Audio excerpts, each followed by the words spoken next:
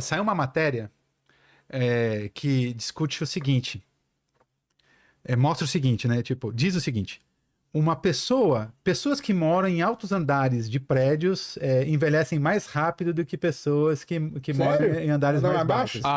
Saiu uma matéria dessa. Aí a gente começou a fazer vídeo fazendo críticas a algumas matérias absurdas, né?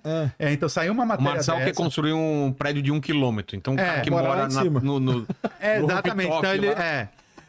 mas assim, faz algum sentido sim, porque quanto mais longe você está da Terra, menor é a gravidade.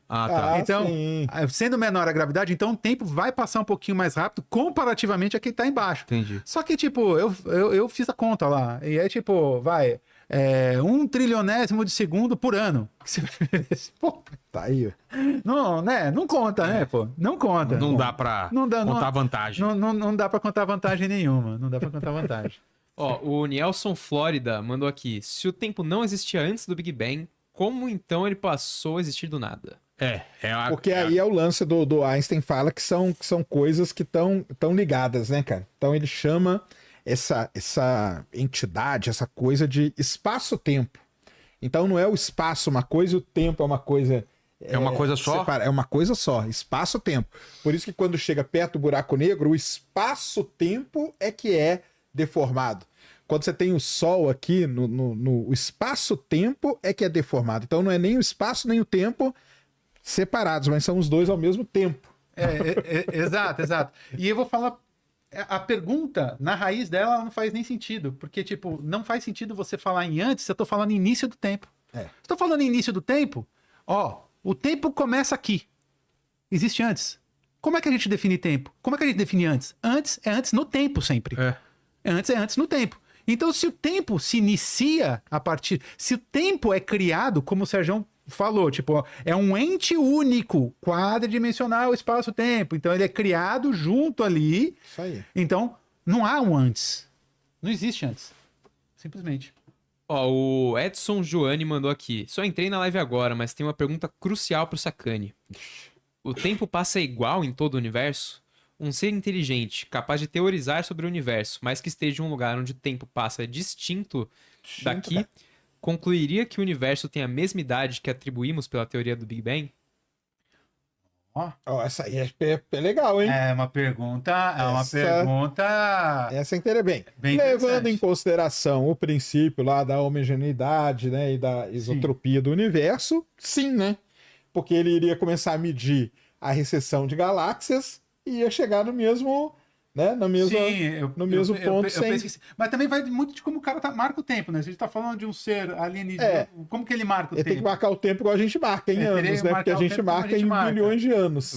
Mas seria, cara, porque ele ia medir a velocidade com que as galáxias estão se expandindo, se afastando da gente. O Leonardo Nunes... Peraí, o tempo vai ter que... Dá uma expandida que eu vou ao banheiro, então. Não, beleza. Aí o pessoal... Não, o pessoal vai calcular o tempo e saber o que eu vou fazer, dependendo do tempo que vai demorar. Na verdade, pra você lá vai passar 2 anos. Leonardo Nunes perguntou aqui, no caso ele tá falando aqui da luz do sol, que vocês falaram que se ele se apagasse do nada, demoraria 8 minutos pra gente perceber.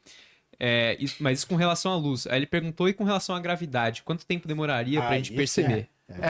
Vamos lá, isso é bem interessante também. Com relação à gravidade, demoraria 8 minutos também. Por que demoraria 8 minutos? Aí a gente vai lá, vamos pegar a primeira gravitação newtoniana. Todo mundo aquela gravitação universal que a gente aprende no ensino médio, tá? Temos ali a gravitação universal. A gente diz que essa teoria é uma teoria de interação instantâneo. O que significa? O que acontece a 1 milhão de quilômetros num ponto, instantaneamente é percebido a 1 milhão de quilômetros de distância, né? E isso incomodava muito Einstein. Então, quando Einstein desenvolveu a teoria da relatividade geral, ele coloca que, a gente sabe, e também da relatividade restrita, nada se propaga, informação jamais vai se propagar a uma velocidade maior que a da luz. Então, do ponto de vista gravitacional, o Sol deixou de existir, por exemplo, a gravidade mudou, certo? Sim. A gravidade mudou. Então, essa informação não pode chegar aqui instantaneamente. Essa informação não pode. Porque é informação se propagando.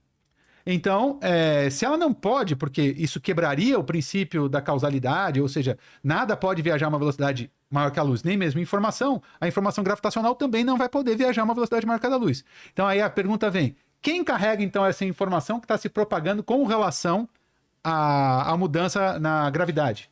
É uma coisa que nós chamamos de onda gravitacional. A onda gravitacional vai carregar essa informação até a gente, e a partir de 8 minutos, isso hoje a gente já sabe que a onda gravitacional se propaga na mesma velocidade da luz. Em 8 minutos, a Terra sai tangente à trajetória, sai reto, vai embora. E a gente fica à deriva no universo sem esperança e mais nada. Ó, o Edson Mota mandou aqui. Pessoal, considerando que a massa distorce o tempo, quanto mais massa, o tempo passa mais rápido, então podemos dizer que as reações de fusão nuclear no Sol ocorrem mais rápidas do que a gente mede aqui na Terra? É ao contrário. O que é? É ao contrário. Quanto mais massa, mais distorcido e mais lento o tempo passa. Então é ao contrário do que ele falou. Mas a pergunta então da fusão se mantém. As reações de fusão nuclear no Sol então ocorrem mais lentas do que a gente mede aqui na Terra?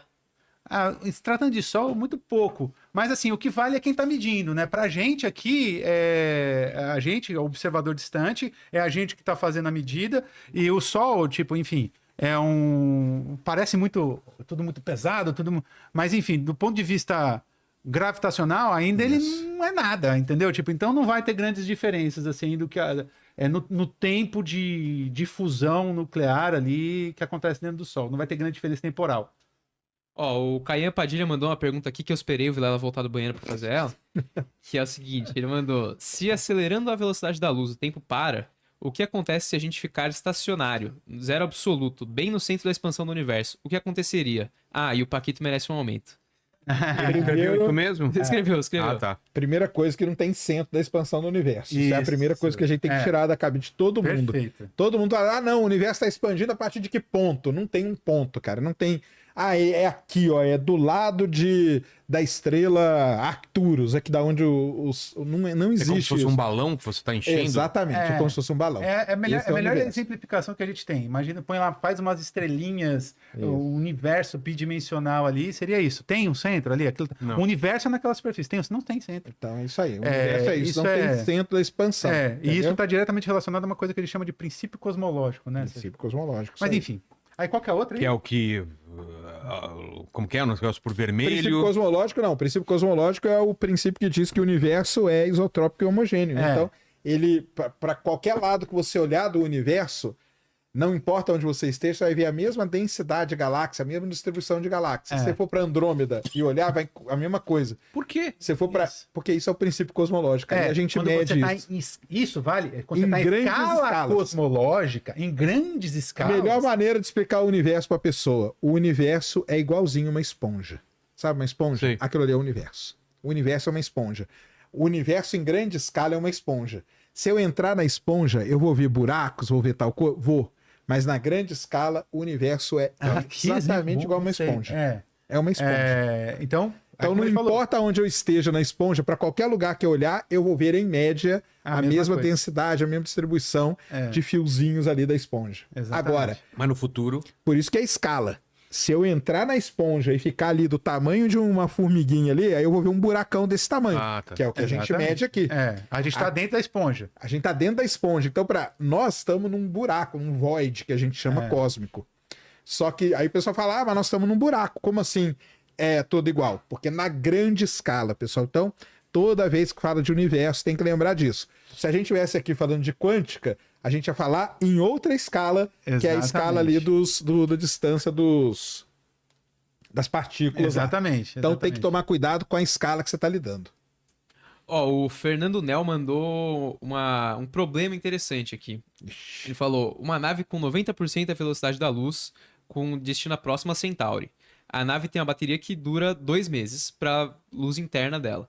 Ela vai chegar lá com as luzes ligadas, e quem ficar olhando aqui da Terra vai ver o quê? Olha só que pergunta legal. Ela vai ficar com a luz ligada por esses 2 meses, contados do tempo passado pela nave. Para quem tá dentro da nave. Então, para quem tá da Terra, vai ver a luz ligada por mais tempo. Vai. Exatamente. Isso aí.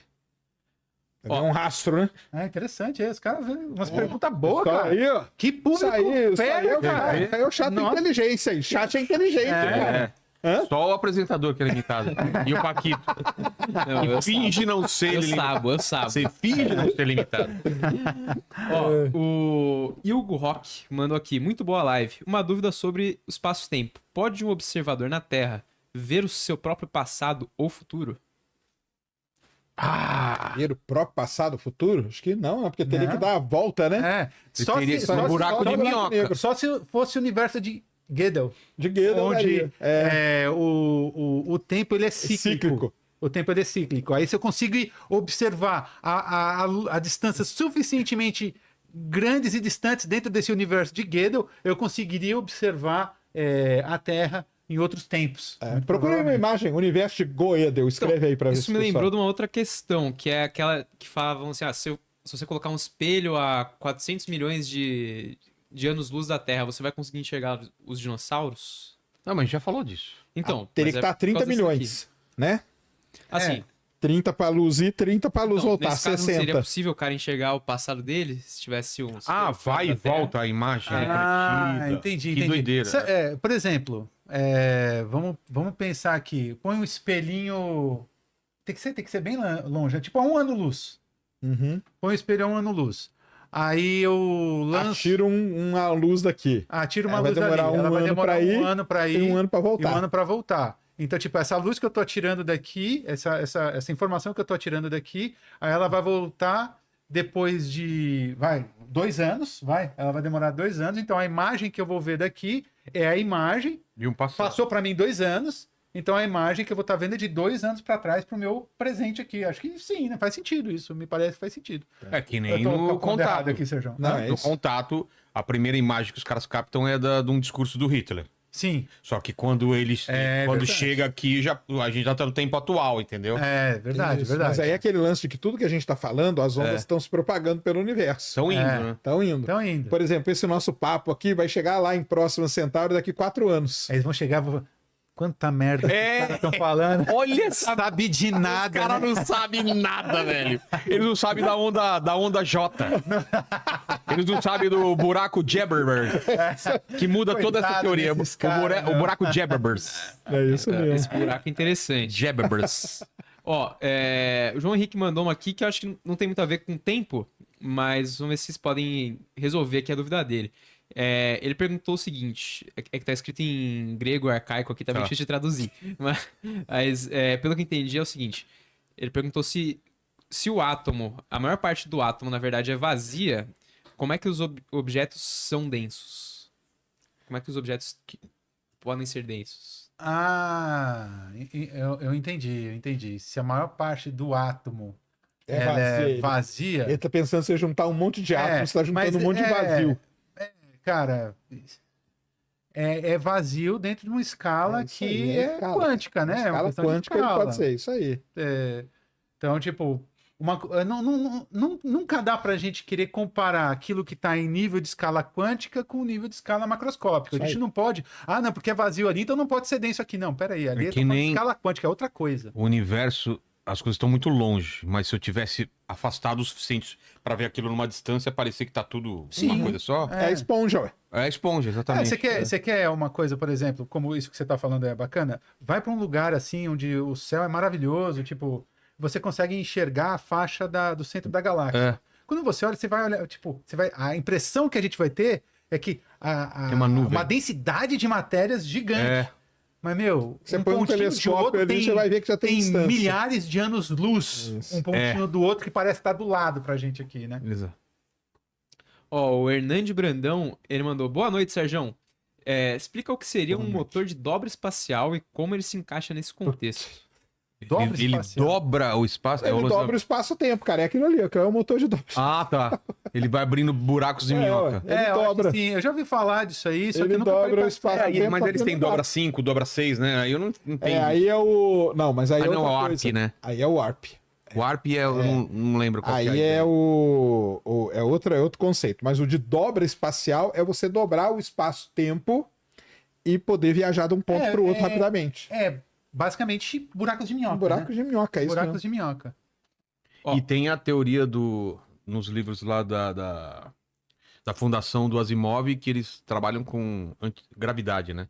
Gravidade e antigravidade. Gravidade e antigravidade. As naves, elas usam a gravidade para se movimentar, né? Isso aí é o sonho da propulsão de foguete, cara. Desenvolver um motor antigravitacional. Mas pra anula, né? Você não faz nada, ele só vai... Aí tem uma coisa que é muito interessante, muito interessante. Quebra regra?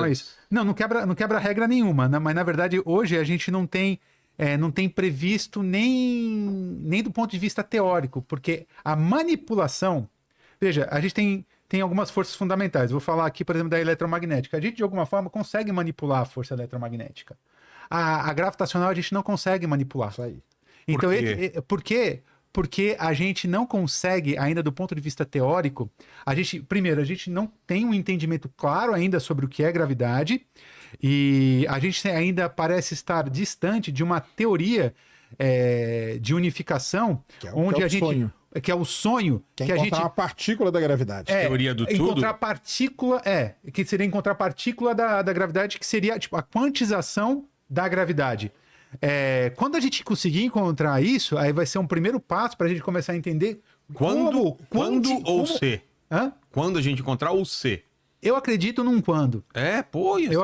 Eu acredito num quando. Mas estamos longe ainda. Porque tem o seguinte, o pessoal não entende, das 4 forças, a gravidade é a mais fraca de todas. Sim. Por isso que ela só é verificada em grande escala, né? Entendeu? Exatamente. Por isso que, por exemplo, a gente quer resolver matéria escura, que está ligado com a gravidade, a gente tem que ver bilhões de galáxias, ver 10, 15, isso aí não adianta nada, tem que ver o universo muito longe. Ou em aglomerado de galáxia que a gente verifica as velocidades e tal. Então, por conta disso, porque a gravidade é a força mais fraquinha. Você não consegue verificar ela. Exatamente. E aí tem outro ponto que o Sérgio falou, que é o seguinte, tipo, quando a gente fala ali em quantizar, encontrar partícula fundamental da gravidade, a gente já tem, por exemplo, no caso do eletromagnetismo, a gente tem o fóton. Isso. O fóton, então você tem luz, a luz a gente sabe que é composta por fótons, que é a partícula fundamental associada a esse tipo de interação. Então, existe teoricamente o que a gente chama de graviton. O fóton foi descoberto quando? O fóton foi... Antes do Einstein, ou não? É o comportamento lá, né? Na verdade, o fóton, a descoberta do fóton foi com o Einstein no efeito fotoelétrico, quando ele descobre ali que a luz pode ter um comportamento corpuscular, e ele diz que luz... ele diz que ele quantiza a luz em pequenos pacotes de energia, que ele não chamou ali de fóton, ele chamou de quantum de energia, e aí só mais pra frente que ficou conhecido como fóton. Então foi o Einstein. Então fóton é uma partícula de luz. É uma partícula ainda de não luz. Tem a medição de uma partícula de gravidade. De gravidade. Que é o graviton que a gente chama. Né? Tem? Não. Nome? Tem nome. Teórico. Por uma coisa que é teórica, só que nem teoricamente a gente consegue prever ainda. Exatamente. Porque a gente não consegue, que a gente chama de, como foi feito com o campo eletromagnético ali, a gente diz que a gente quantizou o campo eletromagnético em fótons. Sim. E a gente consegue observar isso e tudo mais. Então a gente Agora o sonho é quantizar a gravidade em partícula. Em partículas. Que seria o graviton. Só que a gente não consegue fazer isso nem teoricamente ainda. Tá. Então, quando a gente fizer isso teoricamente, aí a gente abre e aí a gente começa a enxergar e começa a estudar meios de como detectar. Detectar o graviton e manipular a gravidade de tal forma que permita... Nossa, ia mudar totalmente o mundo, Ia né? mudar tudo. Isso aí era prêmio Nobel na mesma hora. Exatamente. Dão até no mesmo dia. Então, esse é um outro ponto, assim. E aí que uma vez um cara me perguntou, né? Tá, você acredita que um dia a gente vai se tornar numa civilização tipo intergaláctica? Olha, eu acredito na capacidade humana do desenvolvimento de tecnologia. Então, tipo, eu acredito que se a gente tiver tempo, a gente consegue, por exemplo, criar mecanismos para criar motores de propulsão que permitam a gente chegar a velocidades que são frações da velocidade da luz, que esse é o canal para a gente se tornar uma civilização intergaláctica. Agora, o que me parece é que hoje a gente tem tecnologia suficiente para destruir o mundo quantas vezes? Com as bombas atômicas. 100, 200... E uma coisa que o Sérgio sempre fala também da questão dos efeitos climáticos, né? Que sempre tá ali, tá batendo nessa questão e tal. Então a gente tá se mostrando muito mais capaz de... São os grandes filtros, né? De autodestruição do que se tornar uma... Mas se a gente conseguir e tiver noção de como ter ter essa consciência e criar e nos dar tempo para desenvolver essas coisas todas.